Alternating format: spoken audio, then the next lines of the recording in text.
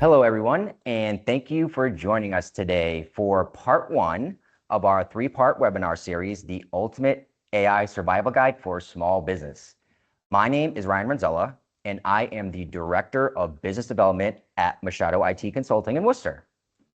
Since 2001, Machado has provided responsive, proactive technology support to hundreds of New England businesses.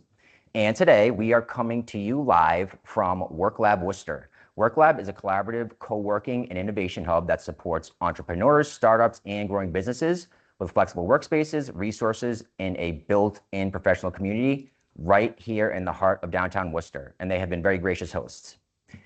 And today, in part one, we're moving past the AI hype and focusing on what really matters for your business. Because done right, AI tools are now proven productivity multipliers when they are deployed intentionally, securely, and with accountability. This conversation is especially relevant for small businesses, as we have not seen a new technology with the ability to directly impact your bottom line in such an impactful way in many years.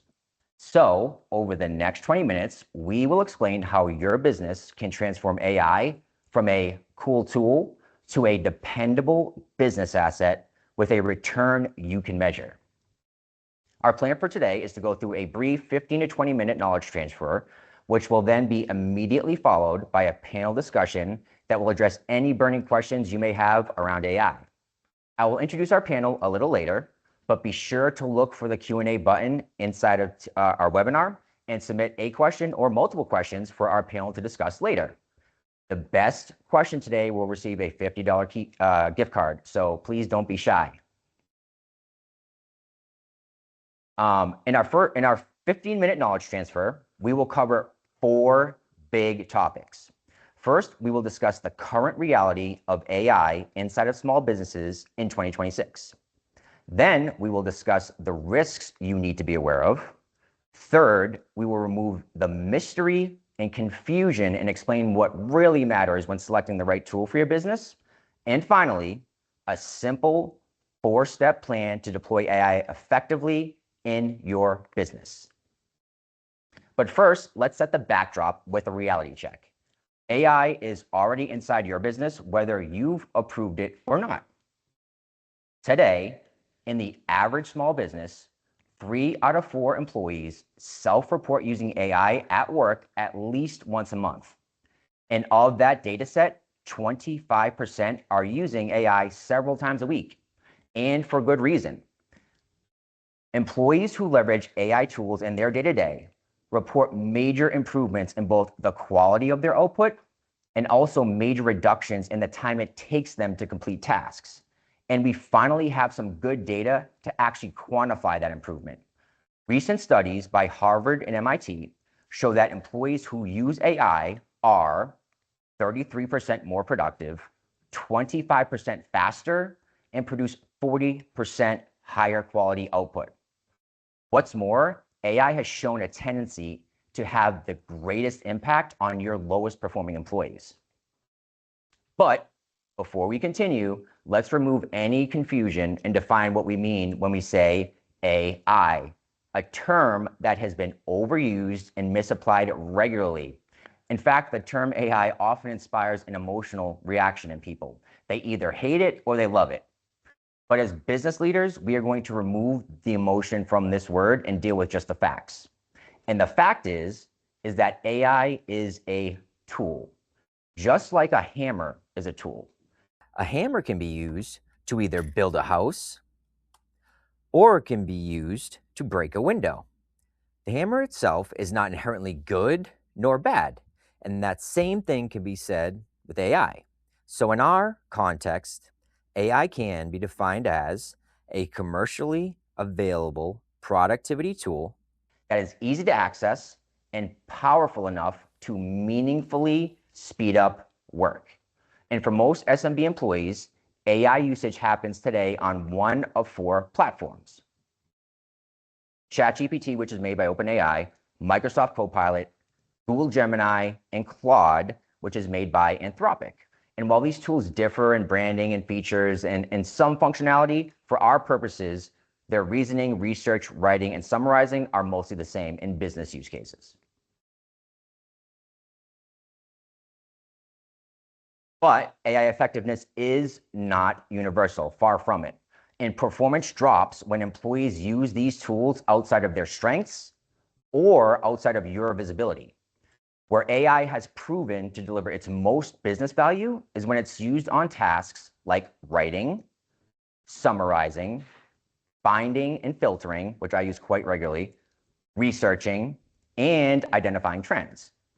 And when used on these specific types of tasks and under your visibility, small businesses can get a very attractive return. But the scariest part for most business leaders is that a majority of the current AI usage inside of small businesses today happens outside of your control, and it happens on unmanaged consumer-grade platforms. The simple truth is that in most small businesses, employees are moving faster than your security controls and your AI policy. And this gap introduces risk into your business in the form of shadow IT. And it's one of the biggest business risks most leaders do not see coming. So what is shadow IT? Well, shadow IT is any technology used outside approved company controls. And in the context of AI, shadow IT introduces serious risks, first and foremost to your company's valuable data. But unmanaged AI usage also can increase your risk profile for cyber attacks and can blow holes in your compliance framework. Here's the hard truth. For most SMBs, the biggest risk from AI is not job risk replacement or displacement. It is unmanaged data exposure. So how do we get the speed of AI without increasing risk? Well, I'm glad you asked. The answer isn't better prompts, it's control. Control enables security, visibility, and the ability to track a defensible ROI. And to transform AI from a cool tool with inconsistent results into an effective, dependable business asset with a return, you need two things working together. The first is obviously the AI tool, but the second, which is often overlooked, is structured, accessible, quality business data. And if you take one thing away from this webinar today, it is this simple formula. But let's dive a little bit deeper to further our understanding using an analogy. So I want you to imagine you have a very smart employee, someone capable, fast, great judgment, high output, the kind of employee every business wants more of. But where this employee works and who controls the environment changes everything. And let's walk through three separate scenarios. Here's scenario one. In this scenario, instead of giving your brand new employee a desk inside your secure office with expensive locks, reinforced deadbolts, and state-of-the-art monitoring that you spent a lot of money on, you ask them to work from the parking lot. And in the parking lot, not only are they outside of your security perimeter, they are disconnected from where work happens. And without access to quality data, the employee output can be impressive, but it's destined to be generic. If you want data-driven insights so you can make informed business decisions, you have to walk your company's sensitive information into the parking lot where you have no visibility. In the parking lot, there is no way to know what data was returned to the office and what sensitive information is still in their trunk when they leave for the day. No way to confirm what was accessed, copied, saved, or shared. So while that employee might be productive, you've created an enormous risk for your business. And that's unmanaged AI in a business environment. It's fast, it's powerful, and it's completely outside your control. Outside of your control also means there is no way to track success or measure ROI. And that fact alone, for our purposes, disqualifies it as a business tool. Let's look at scenario two. In scenario two, let's move this new employee from the parking lot into a secure office across town, which is on the right side of our split screen there. They signed an NDA, so your data is protected. The building has the latest security protocols, so it's secure. The work is private. That's a huge improvement. But there's still potentially friction because every time they need information, You have to either email files, upload documents, or even drive them across town. With access to your data, the output the employee generates is not only detailed and thorough, but contextualized for your business. It's safer, the quality is higher, but it's slower. And over time, that friction can limit adoption, and it can limit the value you actually get from the tool. In fact, 72%, so almost 3/4 of AI adopters, cite this type of integration struggle as their top roadblock. So this is commercial AI that isn't natively integrated where your work happens today. Secure and managed, but with some friction. Now, having said that, it is not impossible or even challenging in some cases to make a disconnected tool connected through APIs or connectors. And in fact, most businesses choose this path. However, this path adds complexity, and adding complexity, if you don't gain additional functionality or features or value of some kind, is what is going to kill most software deployments. Now let's look at our final scenario. Same smart employee is now sitting inside of your office, behind locked doors, at a company desk, on a managed device, inside of your network. Quick access to your data means fast, data-driven outputs. And since they are in your office, they can only access what their keycard allows. And they work directly where your work already happens today. So that means no tool switching, no downloading files, no uploading sensitive data into a separate platform. Their work follows your existing security rules and existing permissions. You have visibility. You can see who used it. You can see when they used it and the type of work they used it for. This scenario is a commercial managed AI tool connected to where your work happens.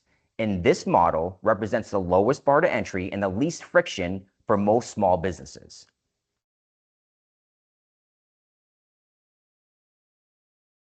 So, what's the real difference across these three scenarios?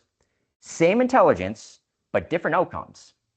For small businesses, the deciding factors are not features, functionality, or intelligence. It's control and integration. And when it comes to your business, there are three distinct types of tools. The first are free consumer-grade AI tools like Copilot Chat or free ChatGPT. And from a business perspective, these are non-starters. With no visibility or integration, these tools will increase risk to your business and deliver lower quality generic outputs. The second are commercial tools that are managed and sanctioned by your business. Examples include tools like Claude Pro or ChatGPT Business, and they have powerful functionality. And if provided with easy access to your data, can produce high quality results without the added risk of free tools. These are definitely viable options for businesses and can produce a great return, but they do carry the looming potential silent killer of most AI deployments, which is friction. So be wary. The third and smartest choice for a majority of businesses are commercial tools that are managed and sanctioned by your business and are natively integrated into where your work happens and where your data lives today. These tools are not only going to represent reduced risk and high quality output, but also the lowest barrier to entry for most businesses who may lack the human and capital resources to seamlessly integrate non-native tools. And going back to our formula and the most valuable piece of information you can take away with you today, AI is only as useful as the data it can access and how easily it can access that data. So when you are evaluating the best tool for your business, you need to ask yourself two critical questions. Where does my work happen today? And where does my data live today? For a majority of small businesses, that answer to that question is Microsoft 365. And for companies using M365 today, Microsoft Copilot would be a great place to start. M365 Copilot lives inside of Word, Excel, Outlook, and Teams, applications your employees are already using today. It also has quick access to data if it's being stored in OneDrive or SharePoint. In fact, Microsoft Copilot adoption among enterprise customers reached almost 50% this year because it lives where the data does. For those of you who use Google Workspace, Gemini should be one of the first tools you evaluate because it lives in Docs, Sheets, and Gmail, and it has easy access to Google Drive. But regardless of the tool, if you ensure that it's commercial, managed, and integrated into your business, you have transformed AI from a cool tool to a dependable business asset.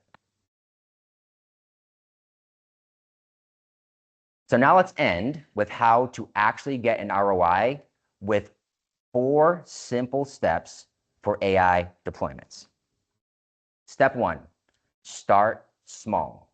The biggest mistake most businesses make is rolling out AI to everyone at once. Start with 10 to 20% of your staff and begin with employees already using those unmanaged free tools in your first phase. In phase 2, look for employees whose core job tasks align with what AI tools have demonstrated capability in. Things like writing, summarizing, and identifying trends. Taking this approach shortens training time, reduces resistance, and you immediately reduce your shadow IT risk. Starting small also lets you prove value, see real-time savings, fix issues early, and avoid unused licenses. Number 2, if you cannot clearly explain the time savings, don't license it. An ROI does not come from curiosity or experimentation. It comes from specific time savings and risk reduction. So before licensing, answer one question. What work becomes faster or easier? And if you cannot link AI to a time save or a risk reduced, you're buying licenses and not outcomes. Number 3, establish a baseline first. If you want something to grow, you must measure it. And you can't measure improvement without a starting point. So before deployment, you must establish metrics around what your current processes look like today with your existing resources. This does not need to be perfect. It just needs to exist. So an example might be leadership takes 4 hours every week to create reports for the board, or accounting spends 6 hours every week searching for the correct files. After deployment, measure again, at least quarterly. And that's how you move AI from a soft value to an ROI you can defend. And then number 4, avoid generic trainings, because generic AI training creates excitement, but not adoption. Effective training is role-based, it's short, it's practical, and it's tied to real work scenarios. Instead of doing a training on, here's all the cool features of Claude, focus on, here are 3 things you'll use this for every single day. Adoption comes from relevance and not features. And then finally, the hidden ROI is removing that shadow IT risk. All right, so now let's review what we've learned today. Number 1, your employees are already using AI today, and unmanaged usage creates speed and risk in equal parts for your business. Number 2, to transform AI from a cool tool to a business asset, remember back to our formula, you need a great tool and access to quality data. Without that second piece, it is not a business asset. Number 3, complexity adds friction, and over time kills deployments. Choose a tool that lives where your work happens and where your data lives today. And then number 4, when deploying, start small and measure. Expand where it's working, reduce where it's not. Because in the end, the businesses that will use this new technology to their benefit will not be the ones that move the fastest. They'll be the ones that move intentionally, because AI is not really a technology decision, it's an operating discipline. And when deployed with the right controls and the right scope and the right goals, AI becomes something every business owner wants, a dependable business asset with an attractive ROI. Thank you guys for listening, but please don't go anywhere, because now we are going to bring in our panel to answer your questions. So we're going to be joined today on our panel by a couple people. We'll start with Mr. Max Kaplan. So Max is our Director of Operations here at Machado.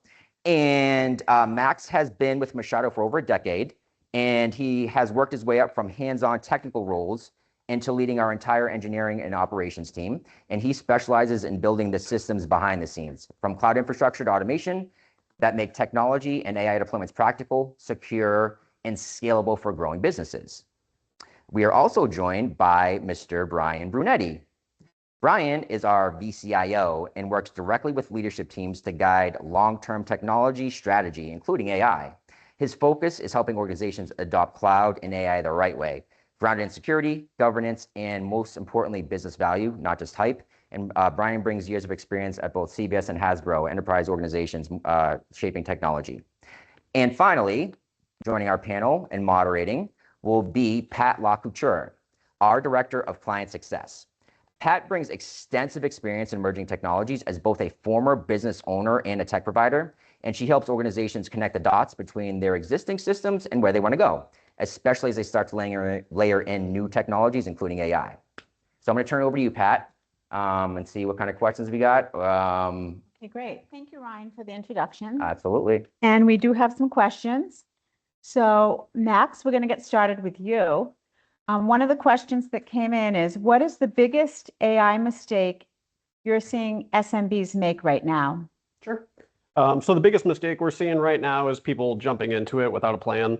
A lot of people are just, excited about AI and they want to jump into it and figure out what they can do with it. But you really need to understand what you're looking to get out of it, and ideally look for specific tasks that you can start with, specific people that you can start with. And like we said earlier, start small and expand from there. If you jump into it, you're probably not going to get what you're looking for. Okay, thanks, Max. Another question for you, Brian, is AI really practical for small and mid-sized businesses, or is it just used for the large businesses? Actually, AI is more impactful for small and medium-sized businesses. These SMBs don't have the scale to waste time and money. What they should do is start off with different use cases like productivity, decision support, and risk management. They should stay away from large-scale custom AI projects. Thank you, Brian. Another question for you, Ryan, is what's a safe first step for a company that's curious about AI, but they're a little hesitant about getting into it? Was that for Brian or Ryan? That is for you, Ryan. Okay, common mistake. So I think that's an excellent question, and I think that as we discussed in sort of our initial part there, that a ROI from AI doesn't come from curiosity and it doesn't come from experimentation. And if you want to deploy it successfully, you have to use it to solve a problem. And that means you have to document current processes. And I like to look for any processes that employees are doing every single day that are time intensive, labor intensive, or repetitive. You document those processes, you understand what their current time is to complete them, and then you license a tool to solve that specific problem. So, and then you can measure success. So what you're going to start with first is the problem. So if you just start buying licenses without having a specific problem to solve, you are going to end up in a really bad place in buying licenses and not outcomes. Thank you, Ryan. Also, another starting point there is that we do have an AI readiness assessment that we can help companies with, because you really need to know what you have before you start getting into AI. Absolutely. Something that comes up a lot in IT is security. So here's a good question for you, Max. How real is the security risk with tools like ChatGPT and Copilot?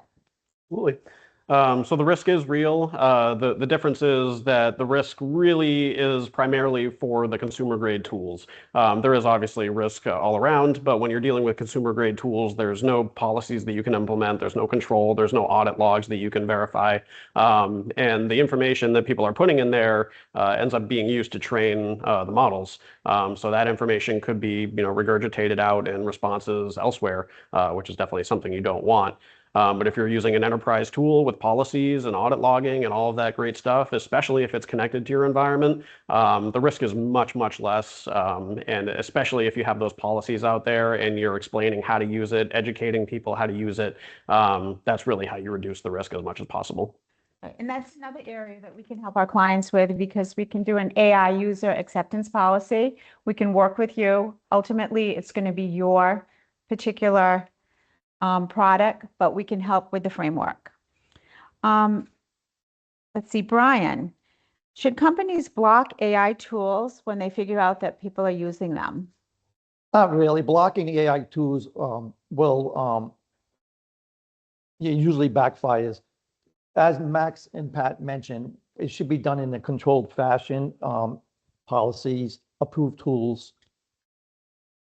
So they What- shouldn't block it. They're going to use it anyway. Can I ask a follow-up question to Pat? Can I ask a question to Max and Brian? Is because I've seen a lot of news articles recently. I saw one recently where somebody connected a third-party tool to their organization with like OAuth or something. Like they actually connected it, and malicious actors used it as a like an attack vector to get into the organization. So they actually did a cyber attack through that. So if you're a business that has like a enterprise tool that you're paying for that's sanctioned, and you have somebody going out and using a tool that's unsanctioned, why would you not block that, I guess? That would be my question.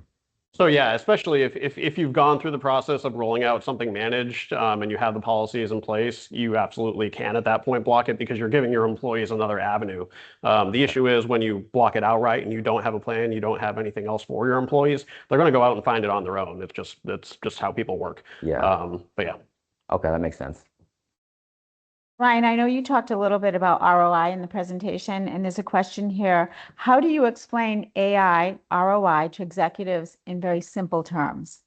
How do I explain AI ROI? I would say that I'll go back to what we said in the presentation, and you must measure what you want to grow. So if you want to have a return on any tool, you got to start with a baseline. You must measure what your current process is, and then you measure again after you deploy. And you should find the people in your organization who are doing the task every single day that AI has already demonstrated capability for. AI does not come from curiosity. It comes from a time savings or a risk reduction. So don't expect an ROI if you just are curious. That's what I would say. What would you say to that, Pat? I feel like that wasn't a great answer. No, I would agree that those are three key Okay, all right, areas that good. you do need to look at. All right, awesome. I was just fishing for a compliment there, honestly. Oh. Just kidding. We have a question from Corey. Corey's question is, one of the largest uses I see for AI in small business scenarios is in meetings, in transcriptions, and summary. What are the other similar use cases? And Corey, we actually do use AI internally for a lot of those specific reasons, but where are some other areas? I know, Brian, we are seeing that people are using it with Excel. Maybe you can talk a little bit about that. Oh, sure. So with Excel, one of the things I use it for is, I'm trying to figure out what kind of formula I should use to extract data from a cell. So I can go in and say, well, I can type in the question in a human-like form to say, how do I need to extract data from the cell, and I need to have populate another cell based on certain conditions. It's like, well, how do I do a formula for that? Well, I do that in Copilot, and I just, like human-like fashion, I do that, and it actually creates the formula for me. And it's a complex formula, but what it would have taken me, a lot of research to figure out the formula, I can get that answer in a matter of a minute and apply it. So it's a big time saver for me.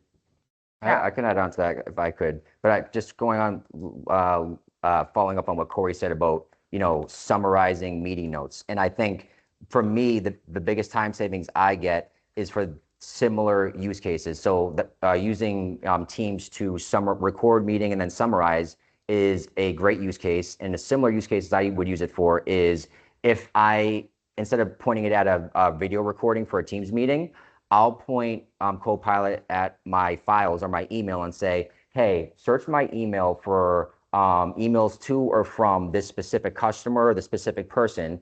And Copilot will look through all of my emails, go back historically, go back 10 years, and it'll pull all of that information, consolidate it, synthesize it. And that is probably one of the best use cases or examples of how you can save time with it. If you give it specific instructions and sort of somewhere to go look, it is excellent at taking what would take me probably, 2 or 3 hours to look through my email to find all those emails.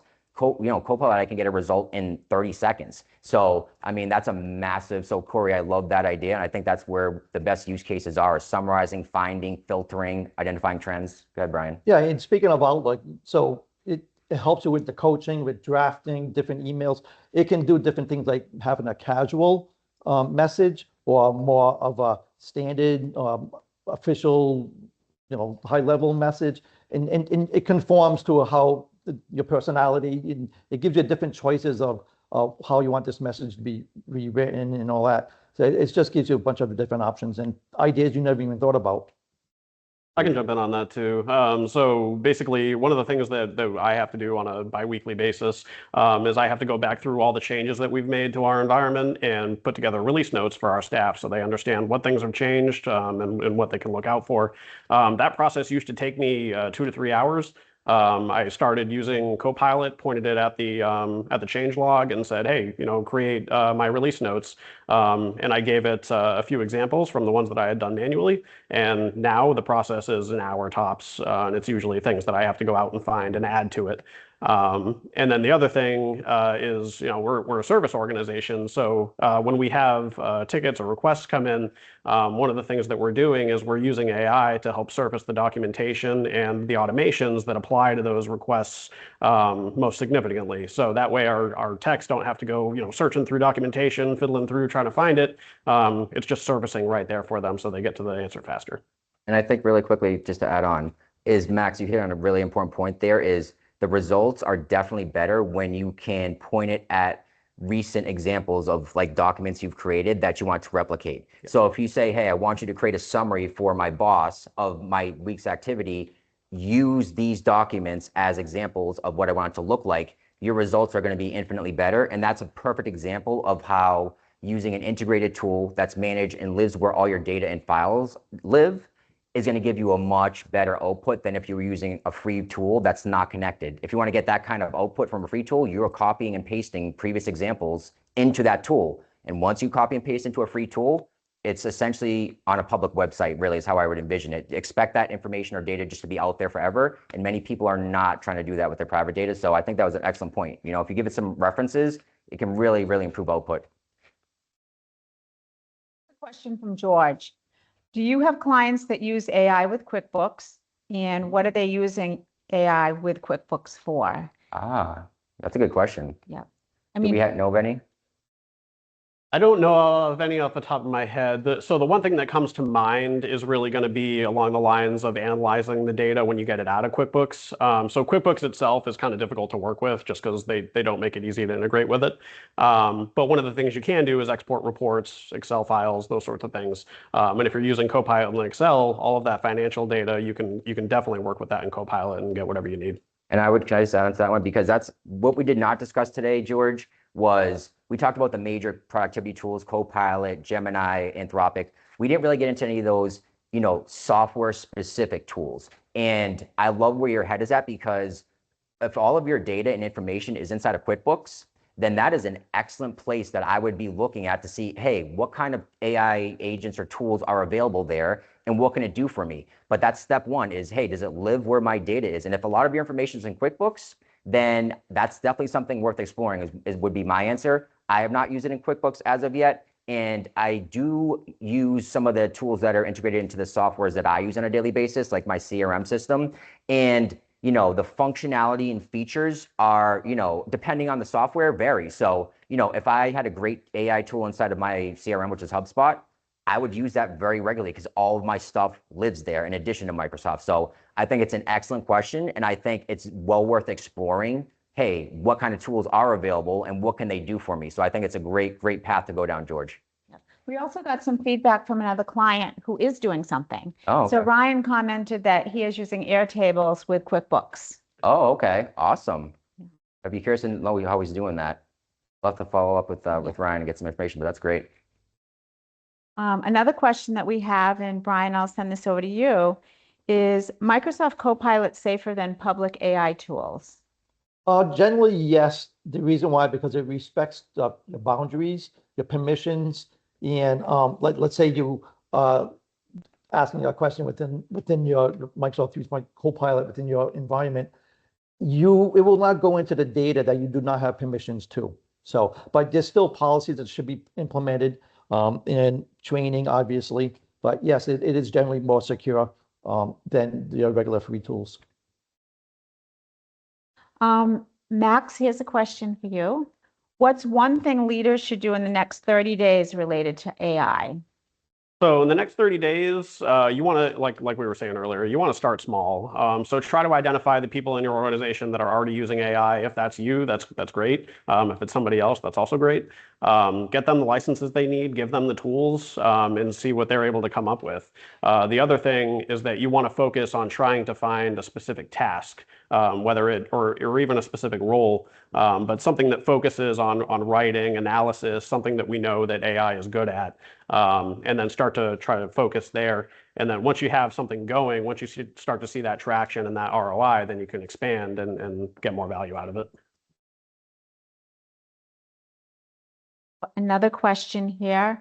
Ryan, Yes. what's coming next for companies that get this right? That's a great question. So we did not really get into that a ton today, is what kind of outputs are you going to get if you have a tool that's commercial, it's managed, and it's integrated where your data lives. And that is actually going to be part of the second part of our webinar series, where we're going to dive into, well, what does quality, structured, organized business data, what exactly does that mean? And it's a whole lot less complicated than it sounds. But when your tool is connected to where your data lives and it's managed and it's sanctioned, that's when you start to get a 5 to 10 to 15x return on a $30 Copilot license. You're going to have employees who know how to use it properly, saving 10 or 15 hours a month. And all you have to do is do some basic math. How much are you paying your employee times 10 or 15? And I can guarantee you it's a whole lot more than 30 bucks a month. So that is actually going to be part 2 of our upcoming webinar, which will be in 2 months, going to be in the middle of July. But yeah, the opportunities are endless. And what I said in the beginning is, and I truly mean this, this is not fluff. Like, we have not seen a new technology like this in quite a while that has the ability, especially in small businesses where margins are shrinking, macroeconomic pressures, everything's getting more expensive, and that affects, the bottom line of many small businesses. You have the ability with a tool that's well integrated and deployed correctly to make your employees 2 times more productive. So if you're a 10 employee or 20 or 30 employee company, properly licensing and deploying AI can make you have the productivity of a 40 or 50 employee company. And that's no lie. So the opportunities are endless, but check out our next webinar for some more detail. So that pretty much wraps up the questions that we have. Okay. I'm looking at to see if we have any other, but I think we're all set. Awesome. I also want to mention that we are in the process of creating an AI community board where people can do some brainstorming. They can send in some ideas. It'll be interactive, but we don't have that set up, but more to come on that. So Awesome. Ryan, Yes. I'm going to turn it over to you to do the recap. Okay. Awesome. And I love that interactive board idea, and we're going to dump that on Max. We just thought of that right before the webinar, so we're going to. Yeah, I'll get right on it. We're not be done, Max. Hold on. But I think the reason we want to do that is because this is a new and emerging technology, and believe it or not, we don't have all the answers. We spend a lot of time inside of these tools and technology, but we don't have all the answers. And I bet you there's a lot of good answers from people out there right now who are watching. For example, the example we got for Airtables and QuickBooks. And we want to sort of share that information and all learn from each other. So if you attended this webinar today, you will get an email with a recording. And also, as we develop those additional features, we will invite you to those as well. And I just wanted to thank everybody for joining us today. Fantastic questions. Great, with some great participation and a very high, a lot of registrations, a lot of people attended. I want to thank Max Kaplan, our Director of Operations. I want to thank Brian Brunetti, our VCIO. I want to thank Pat, our Director of Client Services. I want to thank, shout out to Bella back there, who is manning the cameras and directing this whole operation, and for all your great work. And I also want to thank WorkLab for hosting us in this really amazing space and being extremely gracious hosts. And thank you for joining us. And here's some final words, actually. Let me pull this up. So our next webinar is going to focus on the second critical part, like I mentioned before, of critical AI deployments, which is quality structured data. And we're going to show you some actual real life use cases of what a result from a free tool looks like that's unmanaged and not integrated, and what does the output look like for the same exact question for an integrated tool that's managed. So if you were attendee or registered for this one, you will get an email with that information. Be sure to register. And for our Machado customers today that are watching, depending on when your next strategic business review is with us, you can reach out to your VCIO and ask for a copy of the readiness assessment, and then you can review that with your VCIO in your next business review. If you are not working with Machado yet, you will still get an email with a link to that assessment. And if you would like to set up some time, there'll be a link in there to set up some time with me or one of my team to discuss what that would look like. But we really wanted to thank everyone for attending and joining, and we hope to catch you next time. Thank you.